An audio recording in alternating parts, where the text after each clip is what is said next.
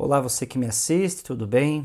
Eu começo essa aula lendo uma passagem que está em Mateus 26:39, que diz: Indo um pouco mais para diante, prostrou-se sobre o seu rosto, orando e dizendo: Meu Pai, se é possível, passe de mim este cálice, todavia não seja como eu quero, mas como tu queres. Irmãos, uma pergunta que me intriga já de um tempo para cá é a seguinte, que eu venho buscando entender e compartilhando o meu pensamento com vocês. Se Jesus fosse filho de Javé, como a teologia diz, por que ele teve que ser sacrificado? Qual é o propósito?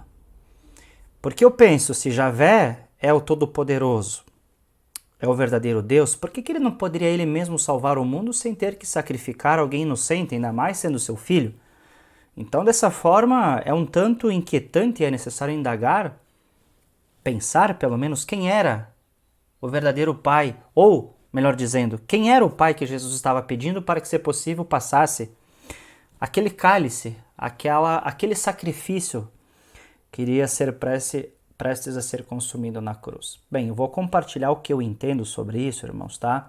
Eu já falei sobre isso em outros vídeos anteriores, tá? Porque eu entendo que no paraíso, irmãos, na espiritualidade que não existe matéria, assim dizendo como nós temos aqui, eu creio que o que sempre existiu, que é incognoscível, que não tem como nós dizermos de fato o que é o verdadeiro Deus, a gente pode chamar de deidade, que é o que sempre existiu e o que sempre existirá. A deidade manifesta de si uma personalidade no paraíso, que cria o paraíso, que cria as manifestações espirituais e outras hostes espirituais a quais nós conhecemos como Pai. O Pai de si mesmo manifesta o que seria uma segunda personalidade dele mesmo, ou a terceira personalidade da deidade, que ambas estão conectadas como se fosse uma só, por isso que Jesus diz que eu e o Pai somos um, tá? Assim surge o que nós podemos entender como filho, mas isso é uma representação inteligível para nós, irmãos. Não é que exista o Pai e o Filho. São manifestações de personalidades, tá? De atributos, criadores, que veio tudo da deidade, tá? E dessas manifestações, irmãos, surgem outras personalidades criadoras cósmicas com livre-arbítrio de criação, e uma delas é Javé, irmãos, que cria o nosso universo físico. E como ele cria do universo físico, ele precisa ter, digamos, por trás do universo físico, o que a gente chama de universo espiritual ou antimatéria, que está conectado com o paraíso, que é a fonte da deidade, de onde emana tudo, irmãos. Tudo está conectado com a deidade, temos que entender isso, tá? Mas eu não vou entrar de novo nesse assunto, porque eu já expliquei isso em vídeos anteriores, tá? Mas o que eu quero expor aqui, como eu entendo, quem é o verdadeiro Pai de Jesus, tá? Quando aqui eu me refiro ao Pai, irmãos, como a primeira personalidade da deidade, como eu já falei em outros vídeos e ressalto, não estou me referindo no sentido de um ser masculino, tá? Como uma figura paterna, como nós entendemos aqui. O título de pai, meus irmãos, é apenas uma forma inteligível, como eu disse, de nós compreendermos os atributos, como alguém que nós temos aqui na Terra, sendo uma figura protetora, cuidadora, amorosa, mantenedora da vida, o que rege uma família, assim dizendo. Sabedores que somos, que isso não pode ser generalizado aqui na Terra, porque nem todos os pais têm esses atributos, infelizmente, mas na espiritualidade onde tudo é perfeito e harmonioso, isso existe e é uma forma de nós entendermos quem é o Pai a quem Jesus sempre clamou. Bem, o fato é que o Pai soberano, irmãos, o verdadeiro Pai a quem Jesus, eu creio, que estaria clamando, ele não habita nesse nosso universo físico, irmãos, e nunca se apresentou ao ser humano aqui na Terra, e nem mesmo a Jesus enquanto esteve aqui. Por isso que ele clama ao Pai, e depois diz na cruz, por que me abandonaste? Tá? Mas, então, onde habita o Pai? Quem é o Pai de Jesus? Veja que até hoje o que se entende, e o que a teologia explica, que o Pai de Jesus seria Javé, né? O Deus do Antigo Testamento.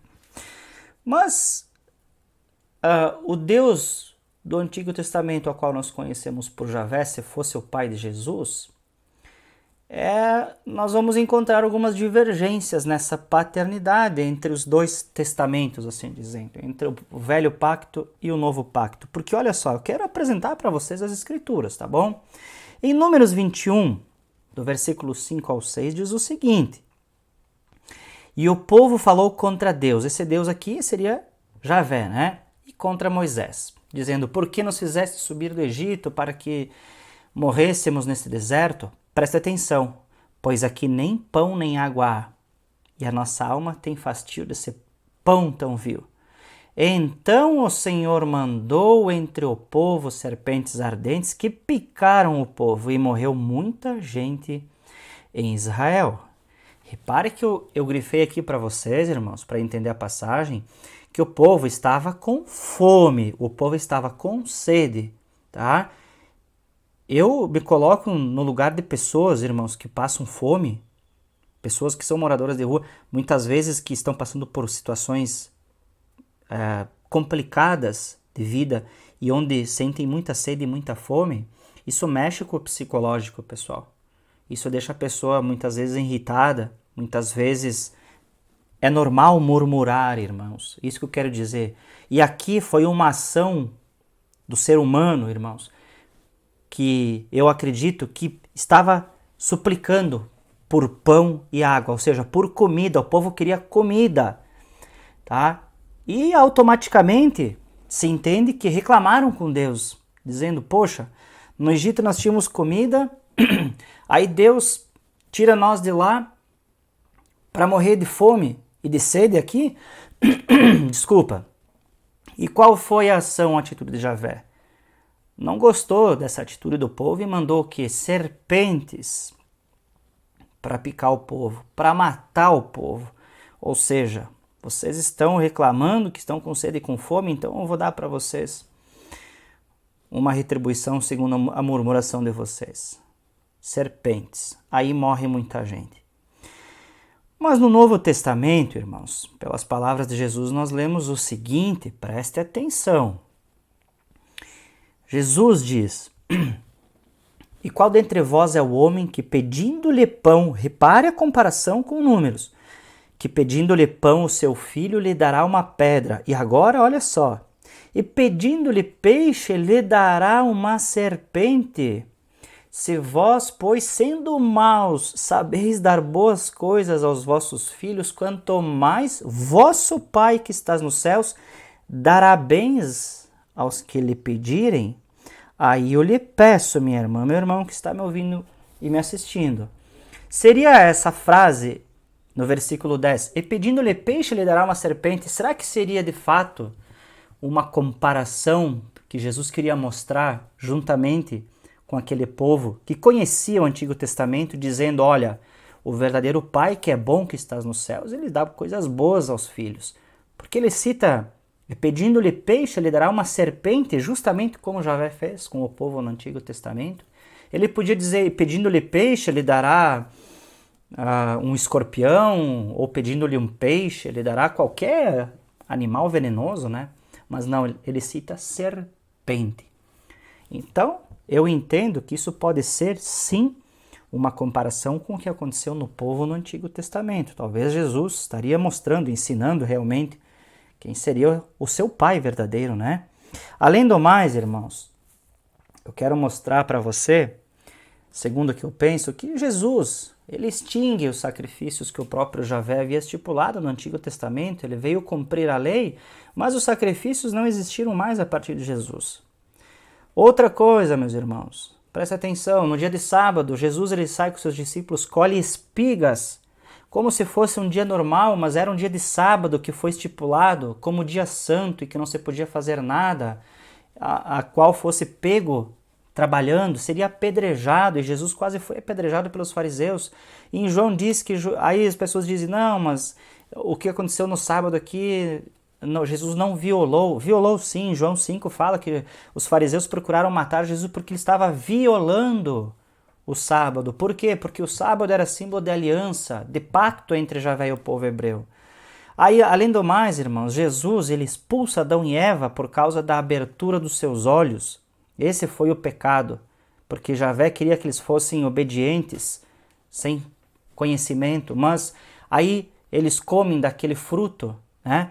E os seus olhos são abertos, ou seja, eles passam a ser conscientes, conhecedores do bem e do mal, e sendo conhecedores do bem e do mal, eles têm o mesmo conhecimento como Javé, porque diz, eles têm agora são como nós, conhecedores do bem e do mal. Mas o que Javé faz? Expulsa Adão e Eva do paraíso.